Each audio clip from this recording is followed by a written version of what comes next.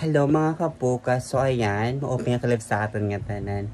So amo lang kado si kuya. So may duwang kabataan sa village para iabot an aton bulig nga solar para may una sila ilaw gihapon. Nga nagdaran amon team sin suporta nga pagkain. Nagdara kami tinapay, manok nga ira prutas nga request ang kabataan.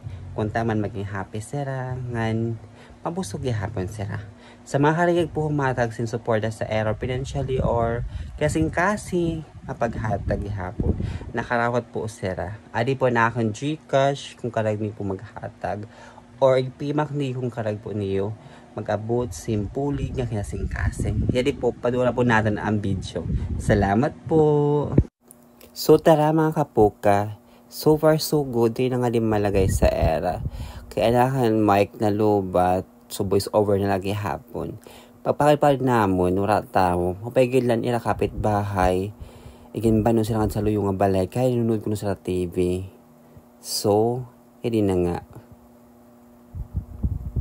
So yan ako yan ay masusugad ka Miss Kapoka kay mayon ka na yan na solar or may ka na pailaw sa imo munting bahay.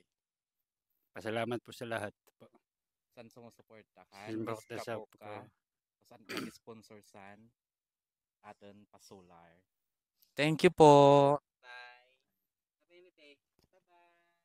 Manano ka Miss Kapoka. Salamat.